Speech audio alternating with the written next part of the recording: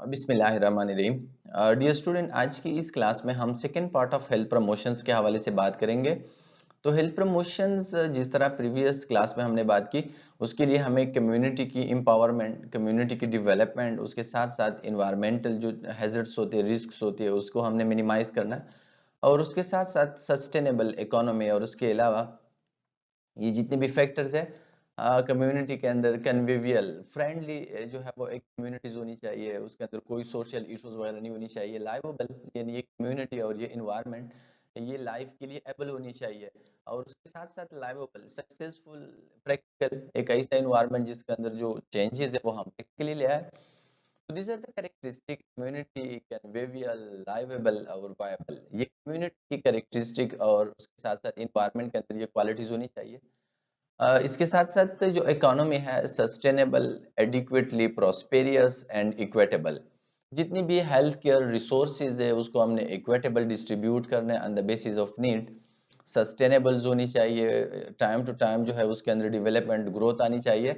और adequately prosperous, और जो इश्यूज है उसको कंप्लीटली रिजॉल्व करे, एडिक्वेटली उसको जो है डिस्ट्रीब्यूट करनी चाहिए। सो हेल्थ के लिए कम्युनिटी, इन्वायरमेंट और इकोनॉमी, इन तीन चीजों को इम्प्रूव करना for the betterment of health ये जरूरी है। After that we will be able to promote the health. Guiding principle of health promotion, वो कौन से गाइडिंग प्रिंसिपल है हेल्थ प्रमोशंस के लिए? So first of all empowering individual and community, community को और इंडिविजुअल को एम्पावर करना। इसके अलावा पार्टिसिपेटरी इन्वॉल्विंग ऑल, हर एक का मेंबर को हमें अपने एक्शंस के अंदर उसको इन्वॉल्व करना। Holistic, all four dimensions of health. Holistic यानी जितनी भी डायमेंशंस की हमने बात की हेल्थ की, जिसके अंदर जो है एक बंदा फिजिकली, मेंटली, सोशली, साइकोलॉजिकली वो बंदा फिट होनी चाहिए। ये होलिस्टिकली सबके ऊपर जो है वो काम करनी चाहिए और सबको अचीव करनी चाहिए। Intersectoral collaborations of all agencies, हमने इंटरसेक्टोरल कोऑर्डिनेशंस कायम करना है with all the discipline just like health, finance. Her discipline department के साथ हमने कोलैबोरेशन कायम करना है। Equitable, equity and social justice, equitable distribution होनी चाहिए रिसोर्सेज के। सस्टेनेबल चेंज आर मेंटेन, हमने ऐसे रिसोर्सेज जो है हमने प्रोड्यूस करना है जो कि सस्टेनेबल हो with change basis of time, जिसके अंदर ग्रोथ एंड डेवलपमेंट पॉसिबल हो। Multi strategies, variety of approach, community की जो हेल्थ प्रमोशन का जो कंसेप्ट है ये एक मल्टी स्ट्रेटेजी कंसेप्ट है, और उसके अंदर जो है हम डिफरेंट स्ट्रेटेजीज अप्रोच क्रिएट कर सकते हैं और उसके थ्रू हम अपना गोल, अपनी जो एम्स है वो हम हासिल कर सकते हैं। 23 of continuous development, health promotion की जो 23 कंटिन्यूस डेवलपमेंट का जो टाइम है, जिसके अंदर मल्टीपल कॉन्फ्रेंस हो चुके हैं दुनिया में। जिस तरह हमने अलमाता डिक्लेरेशंस की बात की, ओटावा कॉन्फ्रेंस है ऑस्ट्रिया के अंदर, स्वीडन के अंदर। तो फर्स्ट ऑफ ऑल ओटावा, जिसको कनाडा में इस कॉन्फ्रेंस को जो है परफॉर्म किया था, कनाडा के अंदर ये कॉन्फ्रेंस हुआ था 1986 में। First International Health Promotion Conference as an extended application for the Almaty Declaration 1978 on primary health care। ये जो अलमाता कॉन्फ्रेंस हुआ था कजाकिस्तान के अंदर 1978 में, ये उसका एक एक्सटेंशन था। और अलमाता कॉन्फ्रेंस जो है उसका मेन फोकस था पीएचसी के ऊपर, प्राइमरी हेल्थ केयर के ऊपर। ये उसका एक्सटेंशन था और ये कॉन्फ्रेंस कनाडा में 1986 में हुआ था। ऑस्ट्रेलिया के अंदर 1988 में कॉन्फ्रेंस हुआ था, concept of healthy public policies being a human right. और उसमें ये कंसेप्ट डेवलप किया गया कि जो हेल्थी पॉलिसीज है ये ह्यूमन बीइंग की एक बेसिक राइट्स है।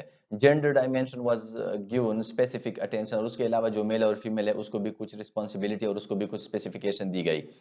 इसके साथ स्वीडन में 1991 में एक कॉन्फ्रेंस हुआ था, concept of supportive environment conducive to health and the link was in the link with sustainable development. इसके साथ स्वीडन में 1991 में ये कॉन्फ्रेंस हुआ था और सपोर्टिव एनवायरनमेंट, यानी इसमें फोकस था इन्वायरमेंट के ऊपर कि एक हम सपोर्टिव इन्वायरमेंट बना ले, जो एक कंडक्टिव जो है इन्वायरमेंट हो हेल्थ के लिए, और जहाँ पे सस्टेनेबल जो है डेवलपमेंट पॉसिबल हो।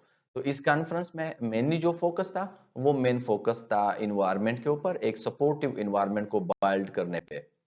इसके साथ जकार्ता इंडोनेशिया में एक कॉन्फ्रेंस हुआ था 1928 1997 में, issues related to globalization, potential controversies around public private partnership infrastructures and funding।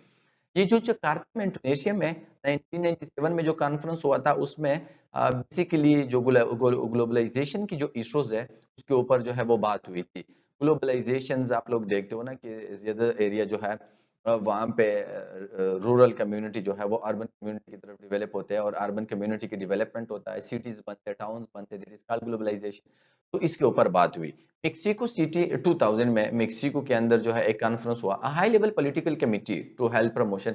ये एक हाई लेवल पॉलिटिकल कमिटमेंट था हेल्थ प्रमोशंस के ऊपर। पॉलिटिकल लोगों ने उसके ऊपर पार्टिसिपेशन किया और ज्यादातर फोकस था हेल्थ प्रमोशंस के ऊपर और मोटिवेशंस था पॉलिटिकल जो सेक्टर है उसके ऊपर।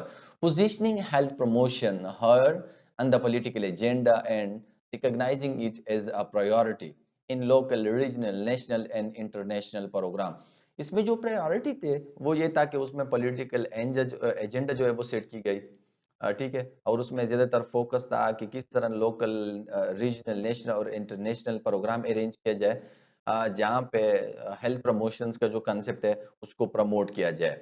इसके साथ बैंकॉक थाईलैंड में 2005 में कॉन्फ्रेंस हुआ था, identify major challenges, actions and commitment needed to address the determinants of health in the world by reaching out to pupils, groups and organizations that to the achievement of health।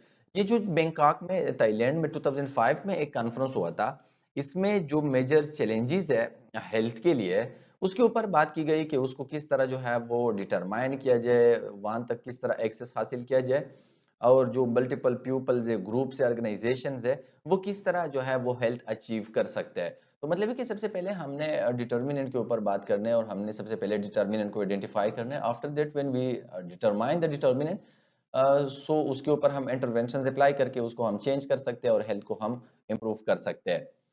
Global conference on health promotion Nairobi Kenya 2009 में Nairobi के अंदर Kenya के अंदर एक conference हुआ था। There are three major gaps identified in this conference. ये एक कॉन्फ्रेंस हुआ था और उस कॉन्फ्रेंस में थ्री गैप्स जो है, लिमिटेशन जो है उसके अंदर आइडेंटिफाई की गई। ये कौन से गैप्स थे? द फर्स्ट गैप वाज यानी the gap in health program. Health program के अंदर गैप्स है, ज्यादातर हेल्थ प्रोग्राम इफेक्टिव नहीं है, सस्टेनेबल नहीं है, ठीक है, जो प्रॉब्लम है उसको कवर नहीं करता। Gap in policy making and inter sectoral partnership. Policies के अंदर जो है, जो पॉलिसीज बनते हैं उसके अंदर गैप्स है, और इंटर जो सेक्टोरल कोऑर्डिनेशन है, पार्टनरशिप्स है, उसके अंदर गैप्स है। जिस तरह मल्टीपल सेक्टर एक दूसरे के साथ इंटर कोऑर्डिनेशन में होते हैं, एक दूसरे की हेल्प कर लेते हैं। The gap in health system, health systems के अंदर भी बहुत सारे गैप्स है। प्रोग्राम्स के अंदर भी गैप्स है जो हम लॉन्च कर ले, जिस तरह इम्यूनाइजेशन प्रोग्राम है, जिस तरह न्यूट्रिशन प्रोग्राम है, बाई सेल्फ हेल्थ सिस्टम के अंदर भी डिफिशियंसी है। To address this gaps the following strategies and action were identified. कि इन गैप्स को खत्म करने के लिए, इसके लिए जो स्ट्रेटेजीज अडॉप्ट की गई वो ये स्ट्रेटेजीज थे। Bonding capacity for health promotion, capacity create करनी चाहिए कम्युनिटी में ताकि वो हेल्थ प्रमोशंस को अडॉप्ट करे। Strengthening health system, health system को स्ट्रेंथन करना हेल्थ केयर प्रोफेशनल के बिहाफ पे, फाइनेंस के बिहाफ पे, स्किल्स के बिहाफ पे। पार्टनरशिप एंड इंटरसेक्टोरल जो कोऑर्डिनेशंस है, जो एक्शंस है उसको इनहांस करना, उसको effective banana. Community empowerment and health literacy and health behaviour. Community को एम्पावर करना और जो हेल्थ लिटरेसी है, हेल्थ इंफॉर्मेशन है और जो हेल्थ बिहेवियर्स है उसके बारे में कम्युनिटी को मोटिवेट करना, उसको जो है ग्रेप करना ताकि वो हेल्थ प्रैक्टिस जो है वो अडॉप्ट करे। In global conference health promotion Helsinki 2003 में जो कॉन्फ्रेंस हुआ था Helsinki, the action set in this conference are as fall. इसमें जो एक्शंस लिए गए वो ये एक्शंस थे, यानी commit to health and health equity as a political priority. यानी ये पॉलिटिकल प्रायोरिटी इस पे लेनी चाहिए। पॉलिटिकल जो लोग हैं, पॉलिटिकल जो ग्रुप्स है, उसको ये चीज प्रायोरिटी पे लेनी चाहिए कि वो कमिटमेंट करे हेल्थ और हेल्थ की जो रिसोर्सेज है उसकी इक्विटेबल डिस्ट्रीब्यूशन के लिए। Establish conflict of interest measures. Conflict of interest जो है उसके लिए कोई मेजर्स करनी चाहिए। अक्सर देखिए मल्टीपल सेक्टर के अंदर लोगों की कन्फ्लिक्ट ऑफ इंटरेस्ट होती है, तो उसको मेजर करना और उसको जो है वो डिसॉल्व करना। Ensure effective structure process and resources. Effective structure process और रिसोर्सेज होनी चाहिए हेल्थ सिस्टम्स के अंदर। Build institutional capacity and skill. Institutional की जो कैपेसिटी है और वहाँ पे जो एम्प्लॉय की स्किल्स है उसकी जो डेवलपमेंट है उसको इन्हांस कराना, adopt transparent audits and accountability mechanism. Audits होनी चाहिए, अकाउंटेबिलिटीज होनी चाहिए, ताकि हमें उसकी वजह से इफेक्टिव इवैल्यूएशंस के बारे में पता चले कि ये जो हेल्थ प्रमोशंस का प्रोग्राम है ये कितना इफेक्टिव है। strengthen the capacity of ministries of health to engage other sector of government। जो मिनिस्ट्री ऑफ हेल्थ है उसको स्ट्रेंथन करना, उसको एम्पावर करना, ताकि वो जितनी भी एक्टिविटीज है उसके अंदर इंगेज हो जाए और बाकी जो गवर्नमेंट के सेक्टर है उसको भी इसमें इन्वॉल्व करे, जिस तरह WSSP है, जिस तरह एजुकेशन डिपार्टमेंट है उसको भी उसमें इंगेज करें। Include communities, social movement and social society in development implementation and monitoring. ये जो बाकी कम्युनिटीज है, जिस तरह सोशल मूवमेंट्स है, सिविल सोसाइटी है, उसको भी इम्प्लीमेंटेशंस में और मॉनिटरिंग में उन लोगों को भी इन्वॉल्व रखनी चाहिए। After that we will be able to promote the health and wellbeing of the people. Global Conference on Health Promotion, Shanghai 2016 में, the main goal of this conference was to highlight the critical link between promoting health and the 2030 agenda for sustainable development। previous lectures में हमने बात की sustainable developmental जो goals थे 2030 तक उसका जो टाइम था। the main themes of this conference were a healthy cities, ensure that people are living in healthy and livable cities। यानी इन कॉन्फ्रेंस में, ये जो शंघाई कॉन्फ्रेंस था 2016 में, इसका मेन ऑब्जेक्टिव ये था कि हेल्थी सिटी को बनाया जाए, healthy rural area, remote area उसको बनाया जाए, हेल्थी टाउन्स बनाए जाए, जहाँ पे लोग जो है अच्छी तरीके से हेल्थी और लाइवेबल जिंदगी जो है वो गुजार सके। इसके साथ हेल्थ लिटरेसी का मतलब है ability of individual to gain access to understand and use information in way we promote and maintain good health. Health literacy का मतलब है हेल्थ के बारे में लोगों को एजुकेट करना, लोगों को गाइड करना, लोगों को चीजें सिखाना, ताकि वो हेल्थ के बारे में इंफॉर्मेशन तक जो एक्सेस हासिल करें और जितनी भी इंफॉर्मेशन है उसको अंडरस्टैंड करें। के साथ साथ government good governance in favour of health. Health की जो गवर्नेंस है वो अच्छा होनी चाहिए, हेल्थ का जो निज़ाम है, जो गवर्नेंस है हेल्थ का, वो इम्प्रूव होनी चाहिए, अच्छा गवर्नेंस होनी चाहिए। वहाँ पे जो मैनेजमेंट स्टाफ होती है उसके बेहतरीन स्किल्स होनी चाहिए, वहाँ पे जो टेक्निकल स्टाफ है उसके बेहतरीन स्किल, और वहाँ पे जो हेल्थ केयर प्रोफेशनल्स है they must well trained. Ottawa chartered food 5 action area for promotion। जो ओटावा एक चार्टर्ड हुआ था, एक कॉन्फ्रेंस हुआ था, उसके अंदर जो कनाडा के अंदर एक जिसकी हमने बात की, कनाडा के अंदर जो कॉन्फ्रेंस हुआ था उसने 5 एक्शंस एरिया जो हेल्थ प्रमोशंस के लिए स्पेसिफाइड की। The first action area develop health public policy, ये उसका फर्स्ट जो है वो एक एक्शन था। दूसरा action create supportive environment for health, health के लिए यानी हेल्थ अचीव करने के लिए सपोर्टिव एनवायरनमेंट होनी चाहिए। स्ट्रेंथन कम्युनिटी एक्शन, कम्युनिटी की एक्शन को स्ट्रेंथन करनी चाहिए। ठीक है। 4 नंबर पे develop personal skill, modifying there lifestyle toward healthy behaviour, लोगों के बिहेवियर को चेंज करना। और 5th नंबर पे रीओरिएंट हेल्थ सर्विसेज, जो हेल्थ सर्विसेज है उसको रीओरिएंट करना और उसको यूज करना for the betterment of health. So the first action area, जो फर्स्ट एक्शन एरिया, जो 5 एक्शन एरिया की हमने बात की, उसमें जो फर्स्ट एक्शन एरिया है develop healthy public policy. Healthy public policy हमने बनाना है, यानी health should be on the policy agenda in all sector and at all level of government. यानी गवर्नमेंट की जितनी भी लेवल्स है उसमें प्रायोरिटी जो है वो देनी चाहिए, उसमें बेहतरीन एजेंडा, पॉलिसी के अंदर जो पॉलिसीज बनते हैं उसमें जो एजेंडा होता है उस एजेंडा में हेल्थ सेक्टर को जरूर इंक्लूड करनी चाहिए। Government are ultimately accountable to their people for the health consequences of their policies और द लेक ऑफ पॉलिसीज। यानी गवर्नमेंट रिस्पॉन्सिबल है, वो जो पॉलिसीज बनाते हैं उस पॉलिसीज की जो कंसिक्वेंसेज होती है कम्युनिटी के ऊपर, उसके लिए गवर्नमेंट जो है वो रिस्पॉन्सिबल है। और द लेक ऑफ पॉलिसीज, या जो पॉलिसीज नहीं होते तो उसके लिए भी गवर्नमेंट जो है वो रिस्पॉन्सिबल है। A commitment to health healthy public policies mean that government must measures and report on their investment for health and the subsequent health outcome of these investment and policies in a language that all groups in society readily understand।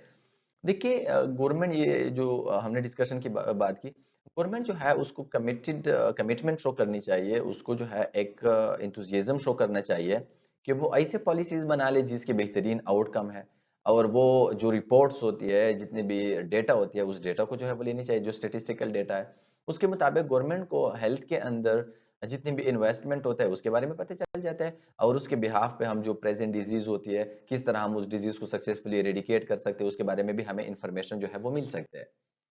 Creative supportive environment जो section area है, ये एक health promotion के लिए ये भी जरूरी है कि हम जिस इन्वायरमेंट में रहते हैं उस इन्वायरमेंट को हम सपोर्टिव बना लें, उस इन्वायरमेंट को हम क्लीन बना लें, उस इन्वायरमेंट का कोई इसी तरह हैजर्ड्स नहीं होनी चाहिए।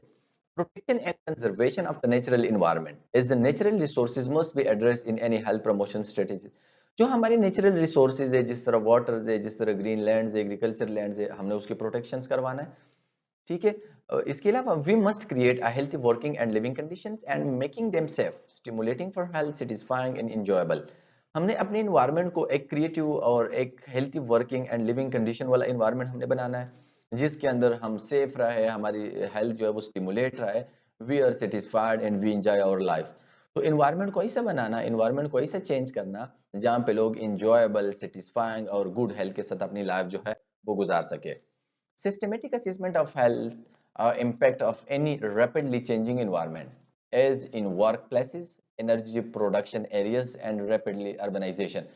हमने systematically assessment करना है जो अर्बनाइजेशन होता है, इसके अलावा जो प्रोडक्शन एरियाज, जो एनर्जी प्रोडक्शन एरियाज है, वर्क प्लेस एरियाज है, वहां पे जो इन्वायरमेंट होता है जिसके अंदर रैपिडली चेंजेस आते हैं उसको हमने सिस्टमेटिकली असिस करना है। मतलब यह है कि हमने अर्बनाइजेशन यानी जो अर्बन सिटीज है, इसके अलावा जो प्रोडक्शन एरियाज है, जिस तरह मल्टीपल इंडस्ट्रीज है, वर्क प्लेस एरियाज है, उसके अंदर जो चेंजेस आते हैं उसके इन्वायरमेंट के अंदर उसको हमने असिस करना है और हमने उसके लिए स्टेप लेना है। Encourage research studies for detection of environmental hazards and health and method of controlling them. हमने जो रिसर्चर है पब्लिक हेल्थ के अंदर जो रिसर्च कर लेते हैं उसको हमने इनकरेज करना है कि वो इन्वायरमेंटल हैजर्ड्स की आइडेंटिफिकेशंस के ऊपर रिसर्च करे और उनको किस तरह हम कंट्रोल कर सकते हैं उसके ऊपर भी काम करे।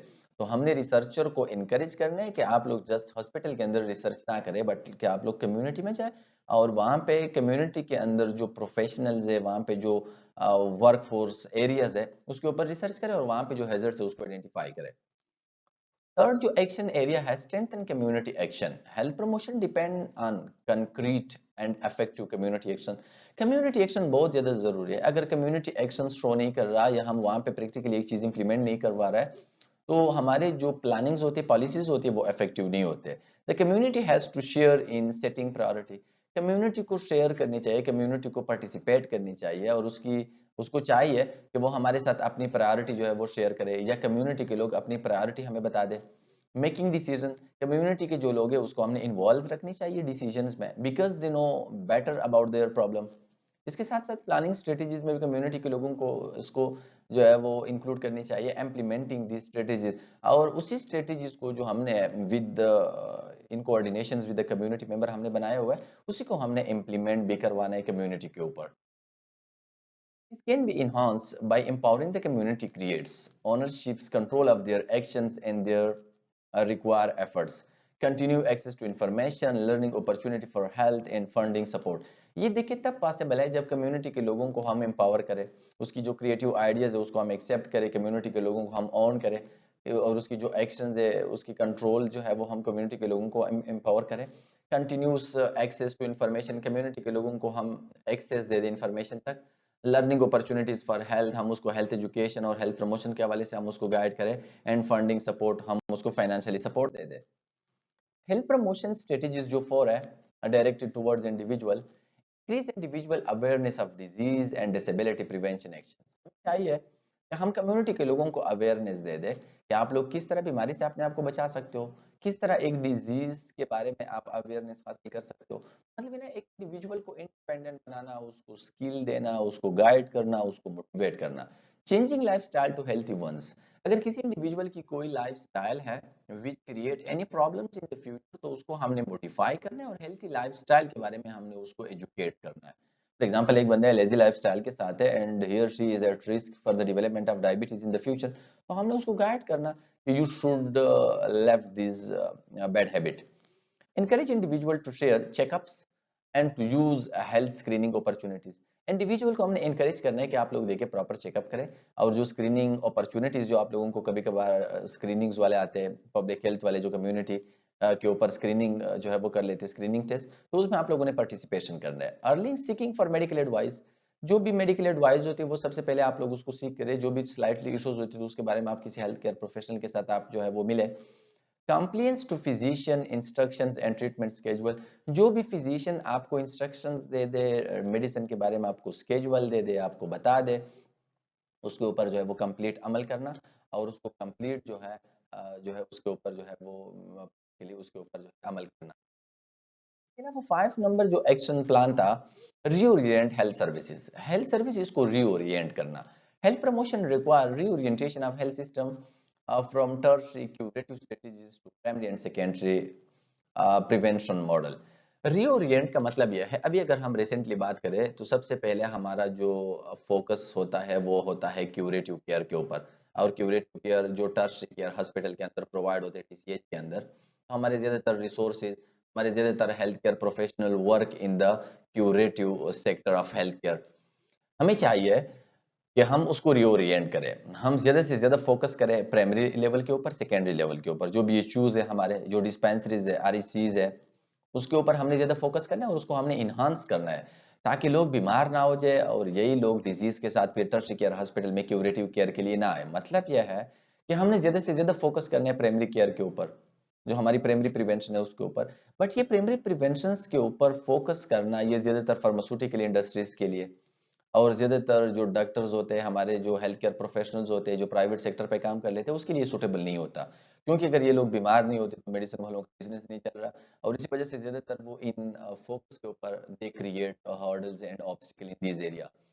This orientation is often be resisted by doctors and pharmaceutical companies in hospital.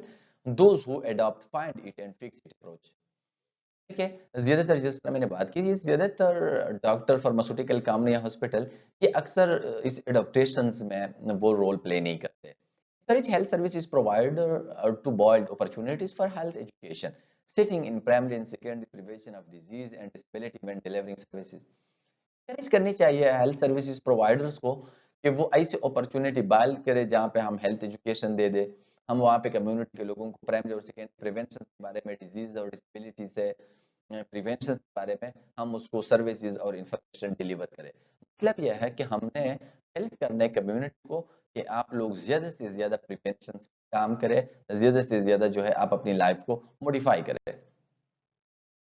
इवल्युएशन of health promotion activities in a community, community की जो हेल्थ प्रोफेशन एक्टिविटीज है, सर्विसेज है, उसको हम किस तरह इवल्युएट कर सकते हैं। तो इसके लिए by assessing quality of life indicator, quality of life जो इंडिकेटर्स है, उसको हम लाइफ एक्सपेक्टेंसी है, इसके अलावा decrease in morbidity and mortality rate है, इससे हमें अंदाजा चल सकता है कि एक कम्युनिटी की हेल्थ प्रमोशन की जो एक्टिविटीज है वो कितने इफेक्टिव है। Health knowledge, attitude, motivation and skill among population sector, population sector की हम एग्जामिनेशंस कर लेते हैं, ऑब्जर्वेशंस कर लेते हैं उसकी हेल्थ नॉलेज के बारे में, एटीट्यूड्स के बारे में और उसकी मोटिवेशंस के बारे में, या उसकी स्किल्स के हवाले से। फॉर एग्जांपल, आपने कोई हेल्थ एजुकेशन वाला प्लान किसी कम्युनिटी के ऊपर इम्प्लीमेंट किया, after 1 month you go there again, और आपने देख लिया कि कम्युनिटी के लोगों को उसके बारे में कितना नॉलेज था, कितना उसके एटीट्यूड के अंदर चेंजेस आया था, और कितने वो मोटिवेटेड थे, और उसके स्किल कितने डेवलप हुए थे, तो इस चीज को हम कहते हैं कि this is one of the evaluation for health promotion. Social action and influences, community participation and public health opinions, social action and influence, जो कम्युनिटी के पार्टिसिपेशन है और जो पब्लिक के ओपिनियंस है, उसकी वजह से हमें अंदाजा चल सकता है। Legislation, regulation for public health, अगर पब्लिक हेल्थ के लिए कोई कानून साजी हो जाए, उसके लिए कोई लॉज रूल्स हो जाए, तो उसकी वजह से हमें पता चल सकता है, उस लेजिस्लेशन की वजह से, उसकी वजह से हमें एक इफेक्टिव इवल्युएशन जो है कम्युनिटी हेल्थ प्रमोशंस के हवाले से हमें मिल सकता है। Resources allocation for health in relation to national budgets, अगर हम ये देखें कि हमारे मुल्क के बजट्स के अंदर हेल्थ को हमने कितना पार्ट्स दिया हुआ है, कितना हमने हेल्थ को जो है वो इकोनॉमी दी है, कितना हमने उसको जो बजट दिया हुआ है, बजट में उसका कितना हिस्सा है, तो उसकी वजह से हमें पता चल सकता है कि हम कितना इफेक्टिवली इन मसले के ऊपर हम सोचते हैं। Improve health indicator as morbidity and mortality, जो मॉर्बिडिटी और मर्टिलिटी रेट है, improve health indicator as morbidity and mortality, इसको इम्प्रूव करना, इम्प्रूव करने का मकसद यह है, मतलब ये नहीं है कि मॉर्बिडिटी और मर्टिलिटी को हम इन्हांस करें, इन्हांस नहीं है, उसको इम्प्रूव करना, इस इंडिकेटर को वो करेक्टली डेटा मेजर करे। इस तरह ना हो कि 10 लोग मर चुके हैं और डेटा में हमें पता चले कि 5 लोग मर चुके हैं, इस तरह नहीं है। सक्सेसफुली वो इस रेट को मेजर करे। Improved productivity, reduce absenteeism. हमने प्रोडक्टिविटी को इन्हांस करना है, लोगों के स्किल्स को इम्प्रूव कराना है, फाइनेंस को, इकोनॉमिक को, अर्निंग को हमने बड़ी इंक्रीज कराना है। जो एब्सेंटिज्म है उसको हमने रिड्यूस करवाना है। एब्सेंटिज्म, जो लोग अक्सर बीमारियों की वजह से जॉब से रह जाते हैं, उसको हमने डिक्रीज कराना है। Decrease in medical care utilization, जो मेडिकल केयर यूटिलाइजेशन है उसमें हमने डिक्रीज लाना है। डिक्रीज हम किस तरह लाएंगे? डिक्रीज हम इस तरह लाएंगे कि हम कम्युनिटी को प्रमोट करें, लोगों की हेल्थ को हम आगे इन्हांस करें, और इसके बाद वो बीमार नहीं होंगे और डिजीज नहीं होंगे। Decrease in health care cost, health care के ऊपर जो हमारा कॉस्ट आता है उसको हमने डिक्रीज करना है। अभी अगर हम देख लेना, किसी भी सिटी में आप चले जाए, वहां पे इतने आपको परचून दुकानें नहीं मिलेंगे जितने आपको मेडिकल स्टोर मिलेंगे।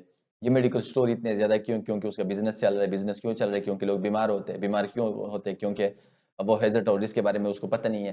पता क्यों नहीं है? क्योंकि पब्लिक हेल्थ की जो प्रिंसिपल्स है उसके ऊपर वो अमल नहीं करते। अमल क्यों नहीं करते? क्योंकि हम उसके ऊपर वो चीज इंप्लीमेंट नहीं करते, हम उसको हेल्थ एजुकेशन नहीं दे सकते।